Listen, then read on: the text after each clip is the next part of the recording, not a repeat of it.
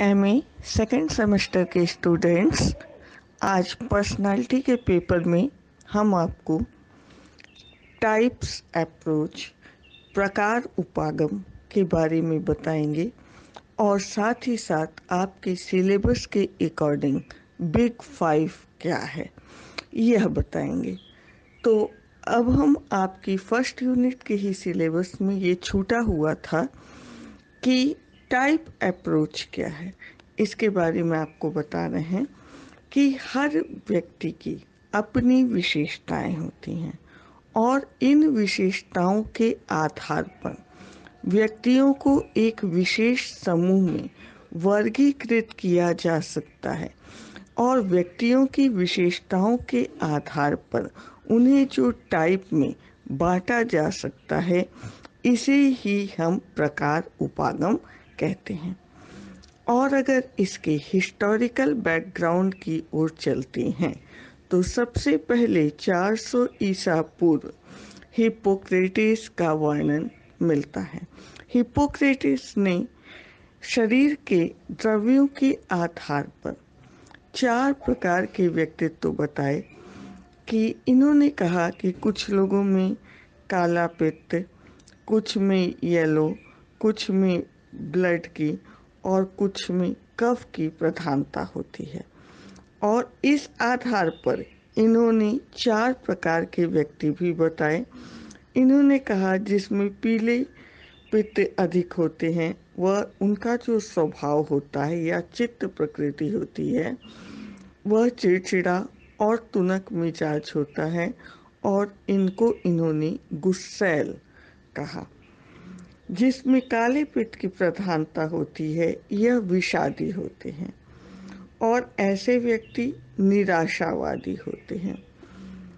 जिनमें जो ऐसे व्यक्ति जिनमें की रक्त की प्रधानता होती है, इनका स्वभाव प्रसन्नता वाला होता है। इस प्रकार से इन्होंने और ये भी कहा कि जिनमें कफ की प्रधानता होती है, वो शांत और निष्क्रिय प्रकार के होते हैं। इनमें भाव शून्यता पाई जाती है। यद्यपि यह जो प्रकार उपागम है हिप्पोक्रेटिस द्वारा वर्णित, इसका कोई सैद्धांतिक और वैज्ञानिक आधार नहीं है। आधुनिक मनोवैज्ञानिक इसे मानते भी नहीं हैं, किंतु यह सबसे पहला वर्णन था, इसलिए हमने आपको बताया है। इसके बाद हम बात करते हैं क्रेशमर के क्लासिफिकेशन की। क्रेशमर जर्मन के मनोचिकित्सक थे और इन्होंने 1925 में शारीरिक गुणों के आधार पर, माने व्यक्ति के जो फिजिकल गुण हैं उसके आधार पर 4 प्रकार के व्यक्ति बताए और इन्होंने इस प्रकार के व्यक्तियों में विशेष विशेषताओं को भी बताया। सबसे पहले इनका जो प्रकार है वह है पिकनिक टाइप, स्थूल काय प्रकार। जैसा कि नाम से स्पष्ट हुआ, स्थूल काय, यह व्यक्ति जो है हाइट में थोड़े छोटे, मोटे और गोलाकार टाइप के, मतलब स्थूल काय शरीर के होते हैं। यह व्यक्ति जो होते हैं, ये हम देखिए आपको क्रेशमर के अकॉर्डिंग बता रहे हैं। इनका शरीर गोल, मुंह भी गोल होता है। इनकी जो गर्दन होती है वह छोटी और मोटी होती है। हाइट भी बहुत छोटी होती है। इनके पैर और हाथ अधिक मोटे होते हैं। भुजाओं और पैरों में मांस अधिक होता है।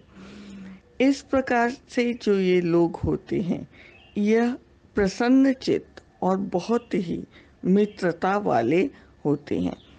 ये जल्दी मित्र बना भी लेते हैं और इनकी जो मनोस्थिति होती है, यानी इनमें जो मूड जो होता है इनका, ये बहुत जल्दी जल्दी परिवर्तन होता रहता है।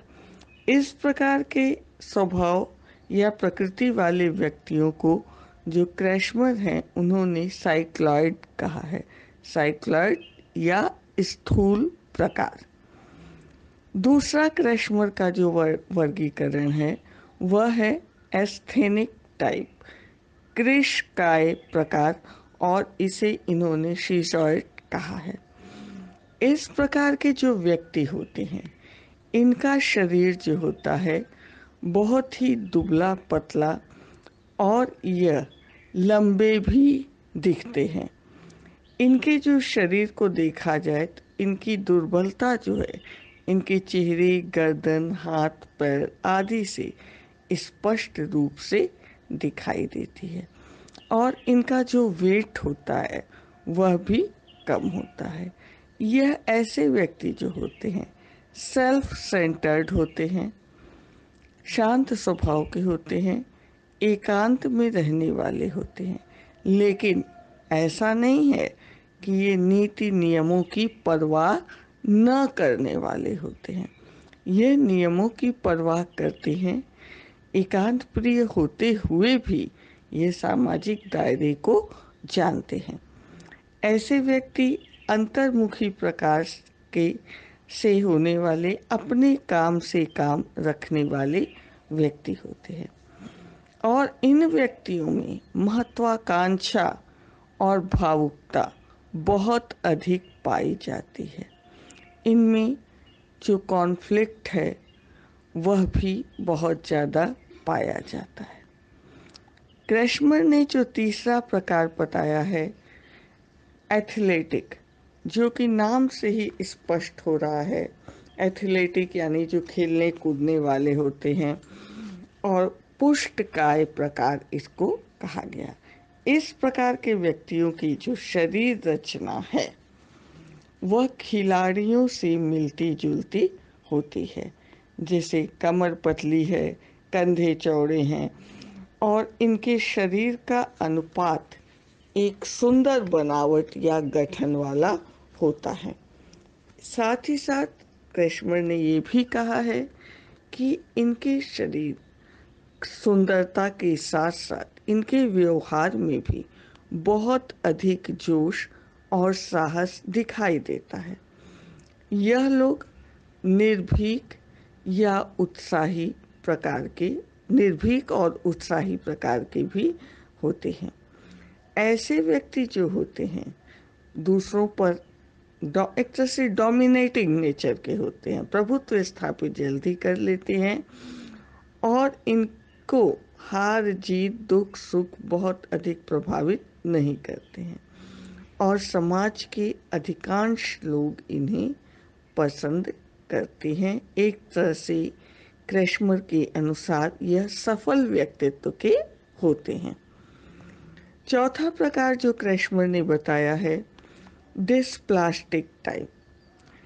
इस प्रकार के जो व्यक्तित्व होता है उसमें जो तीनों प्रकार का क्रैशमर ने बताया है, पिकनिक टाइप, एथलेटिक टाइप, इन सब प्रकार की विशेषताओं का इनमें मिश्रण दिखाई देता है और इनके जो शारीरिक और मानसिक लक्षण हैं ये भी सब प्रकार के कुछ मिश्रित रूप से ही होते हैं और इस प्रकार के व्यक्तियों की संख्या काफ़ी कम होती हैं, काफ़ी कम होती है।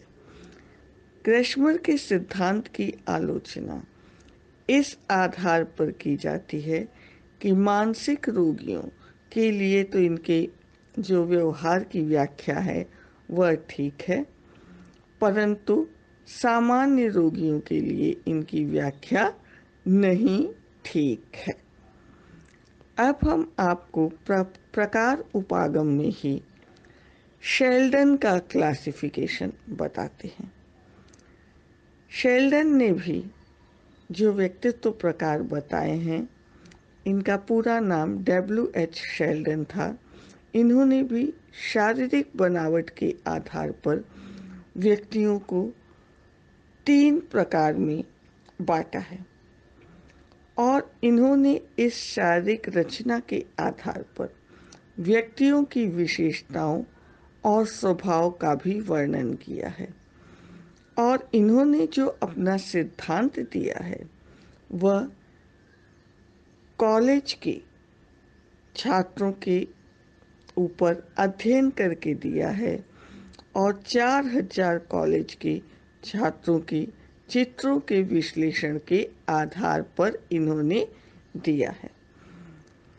और इनके इस सिद्धांत को सोमैटोटाइप कहा जाता है, क्योंकि इन्होंने शारीरिक रचना के आधार पर बताया है और इसी आधार पर इन्होंने शील गुणों के साथ इसका कोरिलेशन भी देखा है और इसमें और शरीर माने शील गुणों और शरीर रचना में 0.78 का कोरिलेशन या इससे अधिक का कोरिलेशन पाया है। इस प्रकार का कोरिलेशन यह बताता है कि प्रकार और शील गुण में संबंध अधिक है। इनके अध्ययनों के आधार पर आइए इनकी जो इन्होंने वर्णन किया है और यह वर्णन इनकी पुस्तक द वैराइटीज ऑफ टेम्परामेंट में देखने को मिलता है। सबसे पहले जो शेल्डन का वर्गीकरण है उसको हम बता रहे हैं आपको स्थूलकाय, जैसा कि अभी आपने क्रैशमर में भी पढ़ा। इसको इन्होंने एंडोमॉर्फिक कहा है।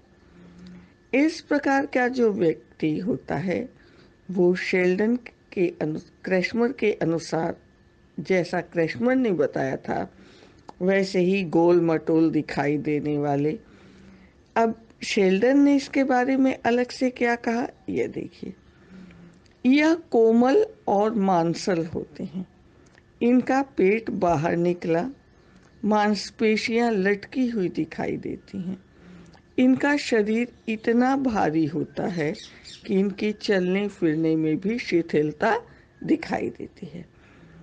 इस प्रकार के जो व्यक्ति होते हैं यह जो है बहुत जल्दी थक जाते हैं और खाने पीने की वस्तुओं पर अधिक खर्च करने वाले होते हैं और जहाँ भी ये अच्छा खाना देखते हैं ये बिल्कुल प्रसन्न हो जाते हैं और उसे पसंद करते हैं।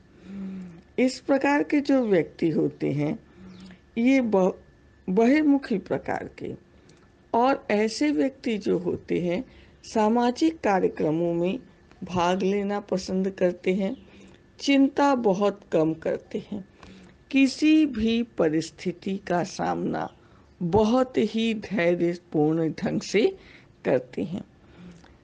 इनमें सहनशीलता बहुत अधिक होती है, लड़ाई झगड़े से दूर रहना चाहते हैं और परिवार के सदस्यों के बीच बहुत प्रिय होते हैं और यह किसी व्यक्ति के दुख को अगर देखते हैं तो उसके साथ केवल सहानुभूति नहीं प्रकट करते हैं बल्कि उसका सहयोग भी करते हैं। इस प्रकार के जो व्यक्ति होते हैं इनको शेल्डन ने विस्रोटोनिया कहा है। अब हम शेल्डन का अगला वर्गीकरण मेसोमॉर्फिक टाइप को बता रहे हैं, पुष्टकाय। इस प्रकार के व्यक्ति गठीले शरीर वाले और मजबूत प्रकार के होते हैं। इनके स्वभाव के कारण इनको सोमैटोटोनिया कहा जाता है। यह लोग जो होते हैं बहुत अधिक मेहनती होते हैं, इनमें ऊर्जा और शक्ति अधिक पाई जाती है, व्यायाम करने वाले होते हैं, साथ ही साथ यह प्रभुत्व दिखाने वाले व्यक्ति होते हैं। यह दूसरों को अपने नियंत्रण में रखना चाहते हैं और काफ़ी हिम्मती प्रकार के, जल्दी न घबराने वाले, निर्भीक प्रकार के, उत्साही और साहसी प्रकार के व्यक्ति होते हैं। इनमें संवेगात्मक दृढ़ता पाई जाती है। ऐसे व्यक्ति जो होते हैं इनका व्यवहार जो है काफ़ी संतुलित मर्यादित प्रकार का होता है। गठीला शरीर होने के कारण इनकी जो आवाज़ होती है वह भी काफ़ी पावरफुल प्रकार की होती है और समस्यात्मक स्थिति का सामना यह पूरी ताकत से करते हैं और इनका व्यवहार जो होता है मैच्योर्ड होता है। इन्हें मनोरंजन भी पसंद होता है। शेल्डन का जो तीसरा प्रकार है वह है दुर्बल काय प्रकार। इसे इन्होंने एक्टोमॉर्फिक कहा है। इस प्रकार का जो व्यक्तित्व होता है वह शारीरिक दृष्टि से दुबला पतला और कमजोर प्रकार का होता है। इनकी जो हड्डियां होती हैं वह काफ़ी पतली और कमजोर होती हैं। इस प्रकार के जो व्यक्ति होते हैं स्वभाव या टेम्परामेंट के अनुसार सेरिब्रोटोनिया कहलाते हैं और यह भीड़ भाड़ से दूर रहने वाले, एकांत को पसंद करने वाले, कम सामाजिक संबंधों को पसंद करने वाले और सामाजिक उत्सवों से दूर रहने वाले व्यक्ति होते हैं। हाँ, ये अपने परिचितों और मित्रों से भी कम मिलना चाहते हैं। इस प्रकार के लोग गोपनीयता को बहुत अधिक महत्व देते हैं। ये बहुत जल्दी ही चिंतित हो जाते हैं और संवेदनशील प्रकार के होते हैं। शेल्डन के अनुसार संतुलित व्यक्तित्व वाला व्यक्ति वह होता है जिसमें कम से कम यह तीनों प्रकार की विशेषताएं चार चार चार रैंक वाली होती हैं। यानी इस प्रकार के व्यक्तित्व के लोगों में 1 से लेकर 7 तक के रैंक रहते हैं और इसमें 4 जो है एक प्रकार का मुख्य है। अब हम आपको टाइप अप्रोच में युंग का वर्गीकरण बता रहे हैं। युंग का वर्गीकरण आपने अब तक हमने जितनी थ्योरीज बताई हैं पर्सनालिटी की उसमें कई बार युंग का वर्गीकरण घूम फिर के ये बातें जरूर हुई हैं। अभी आइजेंक की थ्योरी में भी युंग का वर्गीकरण हमने आपको बताया था। तो मुख्य रूप से जो युंग का वर्गीकरण है कार्ल जी युंग ने जो 1959 में अपनी पुस्तक में, अपनी बुक में अपने वर्गीकरण के बारे में दिया था और इन्होंने मुख्य रूप से 2 प्रकार के व्यक्ति बताए हैं, एक्सट्रोवर्ट और इंट्रोवर्ट, बहिर्मुखी प्रकार और अंतर्मुखी प्रकार। युंग ने यह बताया कि जो बहिर्मुखी प्रकार होता है वह मिलनसार, दूसरों से बातचीत करने वाले, सामाजिक कार्यक्रमों में भाग लेने वाले और ऐसा जो व्यक्ति होता है, फ्राइड ने एक वर्ड लिबिडो यूज किया था जिसे युंग ने भी स्वीकारा था कि इस प्रकार के जो व्यक्तित्व वाले होते हैं उनका लिबिडो बाह्य संसार की ओर उन्मुख होता है और ऐसे व्यक्ति आशावादी, खुशमिजाज और काफ़ी ज़्यादा उत्सुक प्रकार के होते हैं। और जो अंतर्मुखी प्रकार के व्यक्ति होते हैं वह कल्पनाशील, अपने आप में खोए रहने वाले, अपनी भावनाओं आदर्शों में लीन रहने वाले और लोगों से मिलना जुलना बहुत पसंद करने वाले नहीं होते हैं। और इनका जो है यह लिबिडो जो है आंतरिक संसार या स्वयं की ओर उन्मुख होता है। जो इनके लिबिडो 2 दिशाओं में उन्मुख होते हैं, या तो बाह्य संसार की ओर या आंतरिक संसार की ओर। तो व्यक्तित्व में यहाँ पर जो 2 लिबिडो हैं, मूल प्रवृत्तियां हैं, यही 2 दिशाएं हैं। इन्हीं के आधार पर अभिवृत्तियां व्यक्ति के अंतर्वैयक्तिक संबंधों को महत्वपूर्ण ढंग से प्रभावित करती हैं। युंग का जो सिद्धांत है उसकी आलोचना बहुत अधिक हुई कि व्यक्तित्व केवल दो ही प्रकार का नहीं होता है, अंतर्मुखी और बहिर्मुखी। इसीलिए इसमें बाद में संशोधन किया गया और मनोवैज्ञानिकों ने एक तीसरा प्रकार एम्बिवर्ट टाइप, उभयमुखी प्रकार भी बताया, यानी जिसमें अंतर्मुखी और बहिर्मुखी दोनों प्रकार की व्यवहार विशेषताएं पाई जाती हैं। अब हम आपको आइसेंक का वर्गीकरण बताते हैं। यह डिटेल में नहीं बताएंगे क्योंकि इसके पहले आइसेंक की थ्योरी अभी जस्ट हमने एक दिन पहले बताई है, तो यह आपने अभी पढ़ा है, लेकिन अभी प्रकार उपागम है तो इसके बारे में आपको थोड़ा सा बता दे रहे हैं। आइसेंक ने भी व्यक्तित्व प्रकार के बारे में बताया है और इन्होंने युंग के प्रत्यय को भी स्वीकार किया है। आइसेंक की जो पुस्तक थी the scientific study of personality 1952 में, इसमें इन्होंने व्यक्तित्व प्रकार का वर्णन किया और इन्होंने अपने व्यक्तित्व प्रकार का जो वर्णन किया है 10,000 प्रयोज्यों के आधार पर किया है। और आइसेंक ने जो व्यक्तित्व प्रकार बताया है, पहला तो इन्होंने IE इंट्रोवर्ट एक्सट्रोवर्ट के बारे में बताया है, यानी युंग के सिद्धांत को स्वीकार किया है। और आइसेंक का विचार है कि अंतर्मुखता और बहिर्मुखता को मिलाकर नहीं रख सकते हैं और ये जो दोनों हैं एक दूसरे के विपरीत हैं। इन्होंने इसे एक तरह से एक कंटिन्यूम, एक सातत्य पर रखा है जिसके एक छोर पर अंतर्मुखता और दूसरे छोर पर बहिर्मुखता, यानी हम आइसेंक का जो वर्गीकरण है इसे आयाम या विमा के आधार पर बता सकते हैं।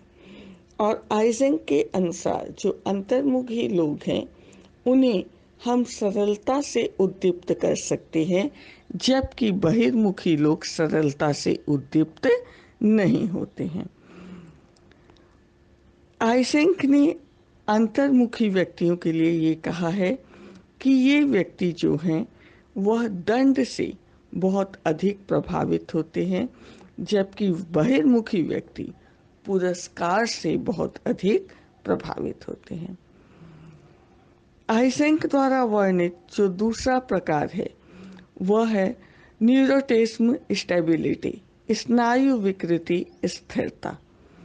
आइसेंक ने ये कहा है कि ऐसा आयाम या विमा डायमेंशन स्नायु विकृति की व्यक्तित्व की जो ऐसे व्यक्ति जिसमें कि एक आयाम पर ऐसे लोग होते हैं जिनमें संवेगात्मक नियंत्रण कम होता है, इच्छा शक्ति कमजोर होती है, इनके विचारों में मंदता या शिथिलता पाई जाती है।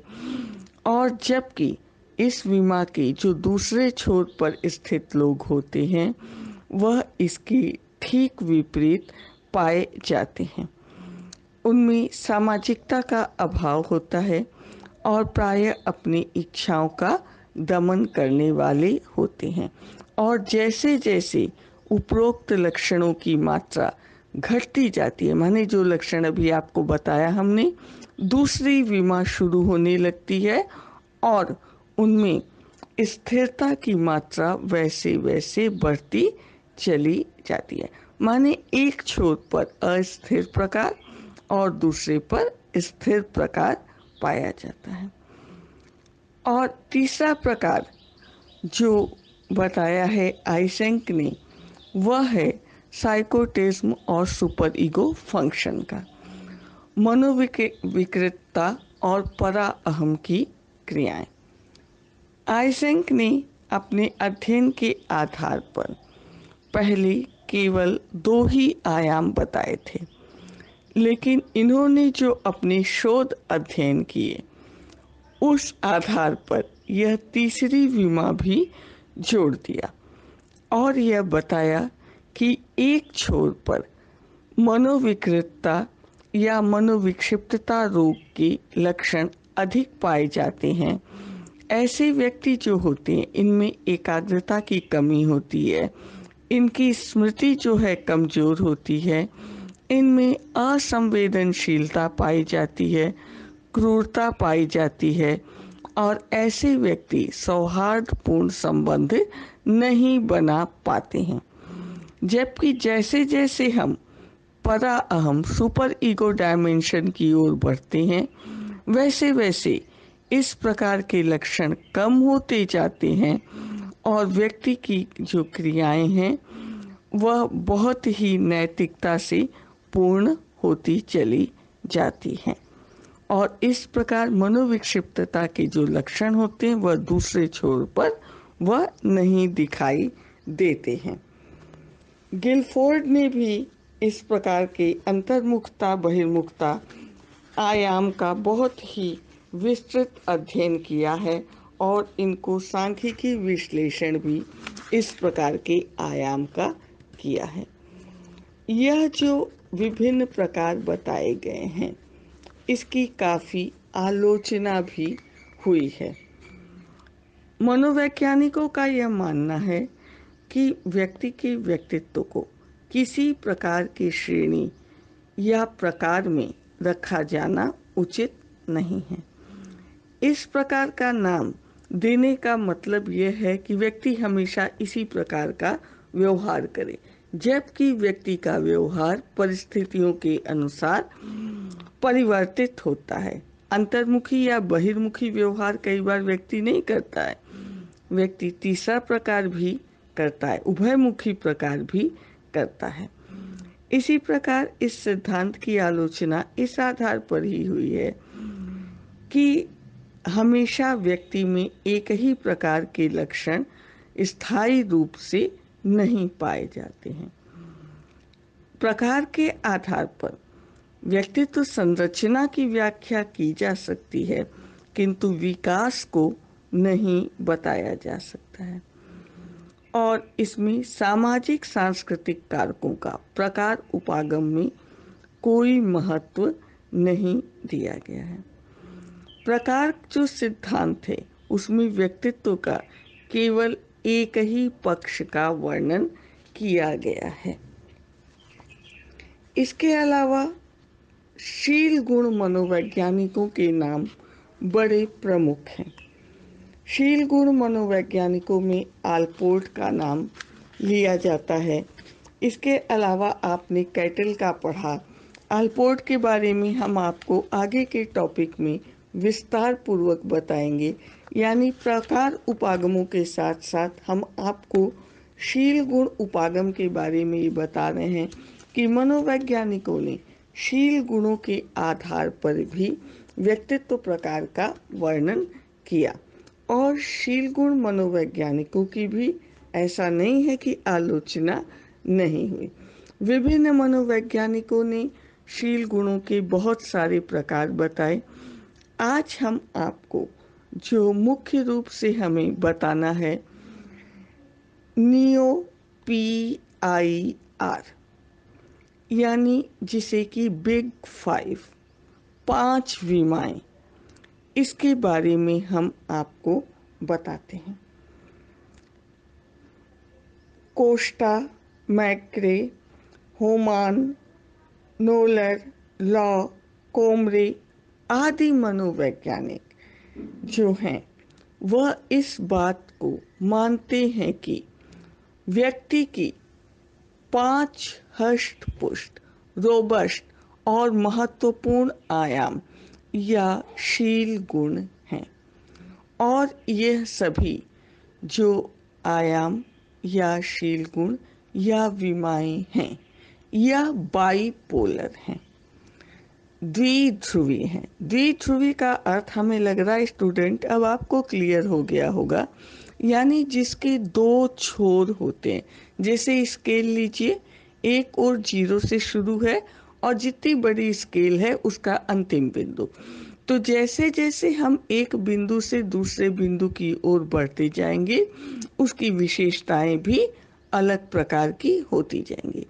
इस तरह से एक सातत्य या एक विमा पर रखा जाता है और इन 5 विमाओं के आधार पर इन लोगों ने व्यक्तित्व का जो मनोवैज्ञानिकों के नाम हमने आपको बताए, कोस्टा, मैक्री आदि ने 1992 में एक ऐसी पर्सनालिटी इन्वेंटरी का निर्माण किया और मानकीकरण किया जिसे नियो पर्सनालिटी इन्वेंटरी रिवाइज्ड मानते हैं इसको, जिसे नियो PI और R इसलिए लिखते हैं क्योंकि यह रिवाइज्ड है, संशोधित है।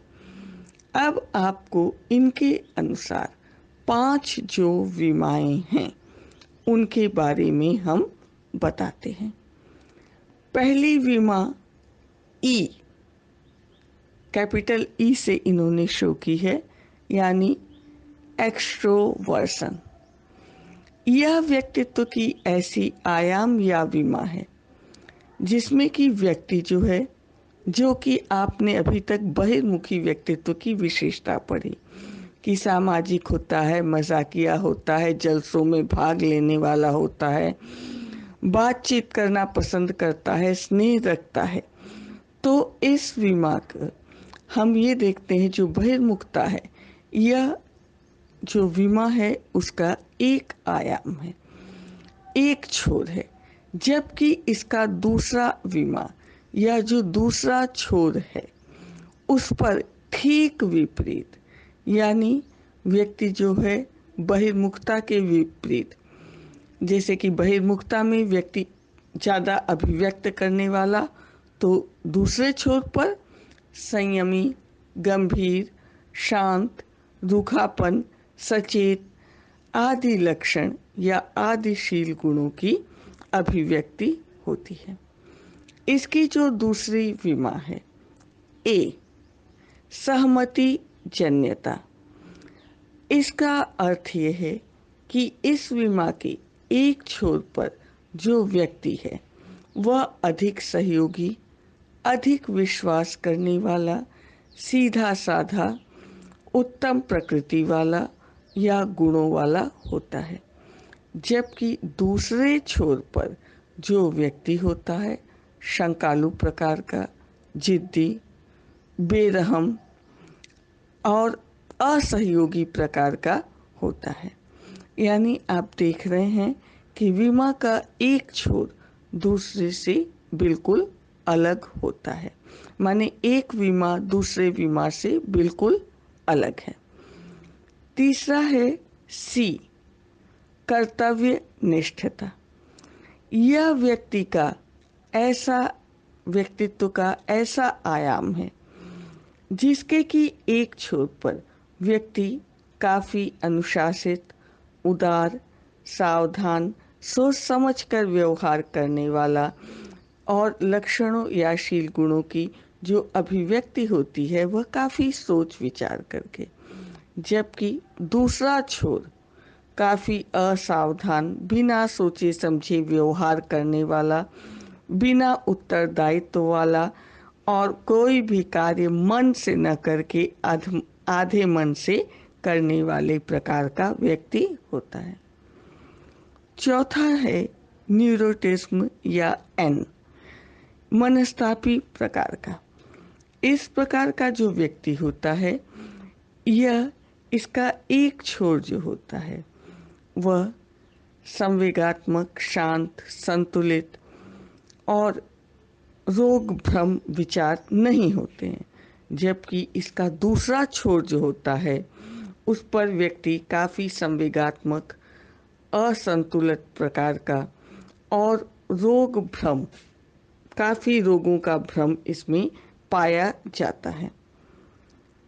पांचवा जो है संस्कृति के खुलेपन से है, अनुभूतियों या संस्कृति के खुलेपन से, ओपननेस टू एक्सपीरियंसेस और कल्चर। इस प्रकार का जो व्यक्ति होता है उसमें माने इस प्रकार की विशेषता वाले या इस आयाम के एक छोर पर व्यक्ति का व्यवहार जो होता है काफ़ी संवेदनशील प्रकार का, काल्पनिक प्रकार का, बौद्धिकता भरा होता है, जबकि दूसरे छोर पर व्यक्ति का जो व्यवहार होता है काफ़ी असंवेदनशील प्रकार का होता है और इनमें बहुत ही ज़्यादा संकीर्णता, असभ्यता और अभद्रता जैसे व्यवहार पाए जाते हैं। आधुनिक जो मनोवैज्ञानिक हैं यह 5 शील गुण को अधिक मान्यता देते हैं और इसका मुख्य कारण है कि इसको मापने के लिए इन लोगों ने मापनी भी बनाई है। इन मनोवैज्ञानिकों का यह मानना है कि किसी भी संस्कृति के व्यक्तियों के शील गुणों का मापन इस मापनी के द्वारा किया जा सकता है और जब हम किसी टेस्ट को किसी भी संस्कृति पर अपना लेते हैं तो ऐसा टेस्ट संस्कृति मुक्त परीक्षण भी कहा जाता है, कल्चर फ्री टेस्ट कहा जाता है। इस प्रकार जो नियो PIR के बारे में आपको बताए, यह शील गुणों की व्याख्या करता है। तो ऐसा नहीं है कि शील गुण उपागम या प्रकार की आलोचना नहीं हुई। अगर हम शील गुणों का ध्यान से देखते हैं, शील गुणों के बारे में अब तक काफ़ी हम लोगों ने पढ़ा है, तो मनोवैज्ञानिकों का भी इस संबंध में कुछ कहना है कि मनोवैज्ञानिक अभी तक शील गुणों की कोई निश्चित संख्या नहीं डिसाइड कर सके हैं। कैटल ने जहाँ 23 शील गुण बताया, कोस्टा और मैक्रे ने केवल 5 शील गुण बताए। तो मनोवैज्ञानिकों में इस प्रकार से कोई ऐसी सहमति बिंदु नहीं है कि वास्तव में कितने शील गुण हैं। यह अप्रोच यह भी स्पष्ट करता है कि इस प्रकार के जो समर्थक हैं यह जो हैं व्यक्तित्व संरचना की ओर ध्यान देते हैं और व्यक्तित्व के अन्य पहलुओं की ओर बहुत अधिक ध्यान नहीं दिया गया है।